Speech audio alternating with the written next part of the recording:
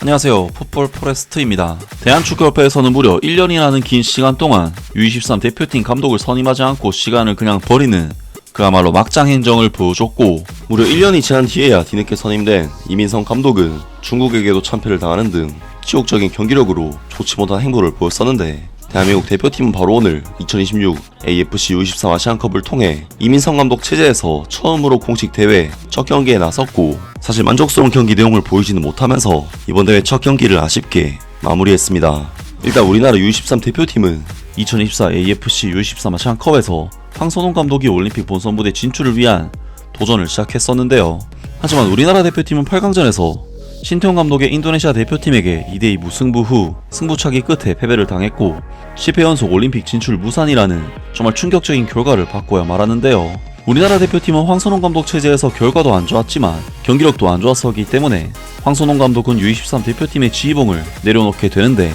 대한축구협회에서는 황선홍 감독의 뒤를 이을 U23 대표팀의 감독을 계속해서 선임하지 않으면서 시간만 질질 끌었고, 무려 2025년 6월이 되어서야 대전 하나 시티즌 감독으로 있던 이민성 감독을 선임하면서 정식 감독 체제를 확립했습니다. 하지만 이는 너무나도 늦은 타이밍이라고 할 수가 있는 것이, 2024 AFC U23 아시안컵은 2024년 4월에 대회가 마무리가 됐었는데, 결국 이민성 감독이 선임되기까지 무려 1년 2개월이라는 시간을 그냥 허송세월하면서 시간을 날려버렸고, 이는 대한축구협회의 정말 무능한 행정이라고 밖에는 설명할 수가 없었는데요. 그리고 우리나라 U23 대표팀은 한동안 감독이 없는 상태에서 친선 경기 및 친선 대회를 치를 수밖에 없었는데, 우리나라 대표팀은 2015년 3월에 있었던 중국이 개최하는 대회인 팀 차이나컵에서 베트남 대표팀과는 1대1 무승부, 중국 대표팀에게는 0대1 패배를 당하는 등 정식 감독이 없었기 때문에 정말 치욕적인 패배를 당하면서 실망스러운 성과를 냈고, 감독 선임 작업이 늦어지는 대한축구협회의 행정을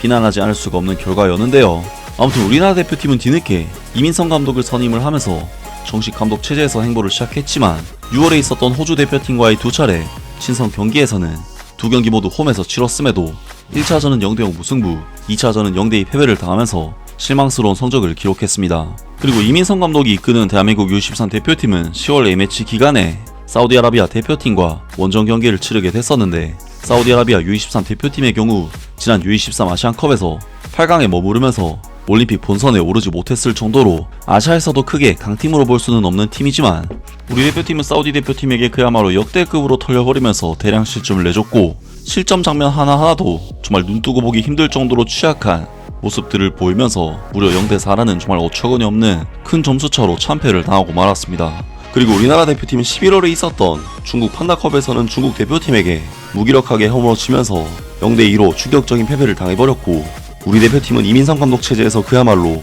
최악의 행보를 보이고 있는 상황에서 2026 AFC U23 아시안컵 대회에 나서게 됐었는데요. 그리고 우리나라 대표팀은 이번 아시안컵에서 하필이면 우즈베키스탄, 이란, 레바논이라는 다른 조들과 비교했을 때 가장 강력한 조에 포함이 되면서 대지 눈까지 따르지 않는 모습을 보였고, 바로 오늘 우리나라 대표팀은 아시아 축구의 절대 강자 중 하나인 이란 대표팀을 상대로 첫 경기를 치르게 됐었습니다. 그리고 이번 대회는 피파 의무 차출 대회가 아니기 때문에 유럽에서 활약 중인 선수들인 배준호, 양민혁, 김지수, 이현주 등 이번 대회 핵심 선수들은 제외될 수밖에 없었고,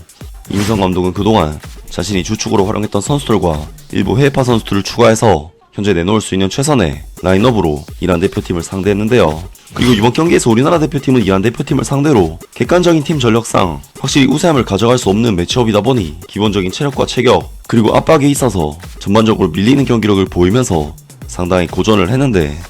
우리나라 대표팀은 전반전 슈팅 숫자가 0대2, 볼 점유율 수치 면에서는 29대 71이라는 압도적인 열세를 보이면서 너무나도 힘든 경기를 했고, 사실 스탯만 봤을 때는 볼 점유율도 너무나도 낮기 때문에 무색무취한 경기 내용이라고 할 수가 있었습니다. 확실히 이란 대표팀은 세밀하게 짜임새 있는 패스워크를 통해 우리 대표팀의 골문을 노려오진 않았지만, 골문 앞으로 다이렉트하게 붙여넣는 플레이를 통해 우리 대표팀을 위협을 했는데, 우리나라 대표팀은 전반전 17분 이란 대표팀의 날카로운 크로스를 상대 레프트 백인 보스키 파르트 선수에게 발리 슈팅을 내줬고, 사실 이것이 너무나도 임팩트가 잘 됐기 때문에 들어갈 수도 있는 상황이었지만 다행히 골문을 살짝 빗나가면서 위기를 넘겼습니다. 그리고 우리 대표팀은 전반전 34분에도 이란 대표팀의 날카로운 크로스에 헤더 찬스를 내주면서 위기에 빠지게 되는데, 그래도 이번에는 세컨볼에 대한 집중력을 우리 선수들이 잘 살렸고, 우리 대표팀은 이란에게 밀리는 경기력을 보였지만 실점만큼은 내주지 않는 좋은 수비 집중력을 보였습니다.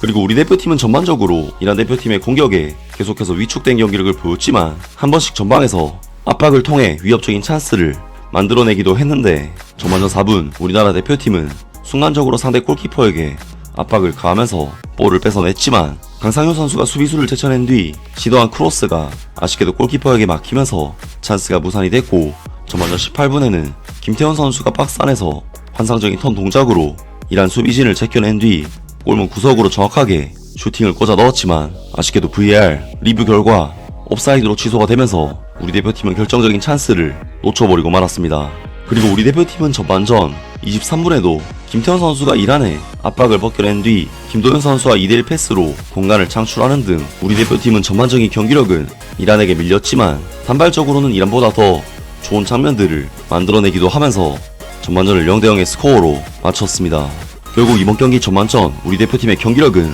스탯만 봤을 때는 최악이었지만 실제로 경기 내용을 들여다봤을 때는 어느 정도 대등한 양상이었다고 볼 수가 있었는데요. 하지만 우리 대표팀은 이번 대회 우리 대표팀의 핵심 에이스급 선수이자 이번 경기에서도 활약이 좋았던 강상윤 선수가 부상으로 교체가 되는 악재를 맞이하게 됐고 사실상 강상윤 선수의 교체 시점인 전반전 25분 이후에는 다시금 이란에게 완벽하게 밀리는 경기 내용을 보였는데요. 그리고 우리나라 대표팀은 후반전에도 이란 대표팀을 상대로 나름대로 짜임새 있는 공격을 만들어가면서 위협적인 찬스를 만들어내게 되는데 우리 대표팀은 47분 나름대로 스무스한 패스워크를 통해 김도현 선수가 박스 안으로 크로스를 투입시키지만 마무리가 되지 않으면서 찬스가 무산이 됐고 58분에도 좁은 지역에서 찬스를 만들어낸 우리 대표팀은 김도현 선수가 슈팅으로 마무리를 했지만 빗나가면서 우리 대표팀은 경기 내용은 괜찮은 부분이 있었지만 유독 마무리가 안 되는 모습을 보이면서 후반 막판까지 0대0 상황이 유지가 되었습니다. 그리고 결국 우리 대표팀은 마지막까지 이란을 상대로 득점을 터뜨리기 위해